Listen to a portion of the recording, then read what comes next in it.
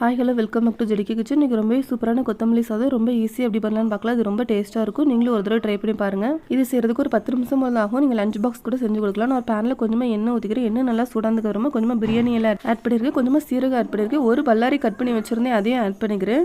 வெங்காயம் கொஞ்சம் நல்லா வதக்கி விட்டுக்கோங்க, வதங்கட்டும்.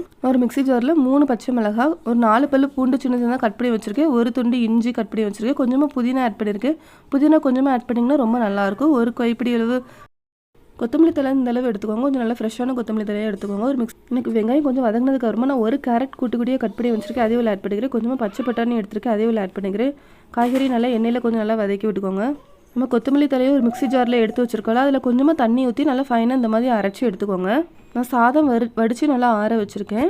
பாஸ்மதி அரிசி யூஸ் பண்ணுறதாலும் யூஸ் பண்ணிக்கலாம். நான் இன்றைக்கி நார்மல் சாப்பாட்டு அரிசி தான் யூஸ் பண்ணியிருக்கேன். காய்கறிகளுக்கு தேவையான அளவு உப்பு ஆட் பண்ணிக்கோங்க. நல்லா வதக்கி விட்டுக்கோங்க. மூடி போட்டு கொஞ்சம் நல்லா காய்கறியை நல்லா வேக வச்சுக்கோங்க. காய்கறியெலாம் நல்லா வந்ததுக்கு அப்புறமா நான் அரைச்சி வச்சுருக்க கொத்தமல்லி பேஸ்ட்டை ஆட் பண்ணிக்கிறேன். கொத்தமல்லி பேஸ்ட்டை ஆட் பண்ணிவிட்டு கொஞ்சம் நல்லா 2 நிமிஷம் மட்டும் கொஞ்சம் நல்லா வதக்கி விட்டுக்கோங்க. கொஞ்சம் நல்லா கலர் சேஞ்ச் ஆகி நல்லா வேகும். இப்போ நம்ம வடித்து வச்சுருக்க சாதத்தை உள்ளே ஆட் பண்ணிக்கலாம். சாதத்தை ஆட் பண்ணிவிட்டு நல்லா மிக்ஸ் பண்ணி விட்டுக்கோங்க. நல்லா மிக்ஸ் பண்ணதுக்கப்புறமா ஒரு பாதி லெமன் எடுத்துருக்கேன், அதுலேருந்து நல்லா ஜூஸ் புழிஞ்சுக்கோங்க. இந்த மாதிரி செஞ்சு கொடுங்க, எல்லாருமே ரொம்ப விரும்பி சாப்பிடுவாங்க. ஒரு தடவை ட்ரை பண்ணி பார்த்துட்டு எனக்கு கமெண்ட் பண்ணுங்க. கொஞ்சமாக கொத்தமல்லி தலை கட் பண்ணி வச்சுருக்கேன், அதே உள்ள ஆட் பண்ணிக்கிறேன். நல்லா மிக்ஸ் பண்ணி விட்டுக்கோங்க.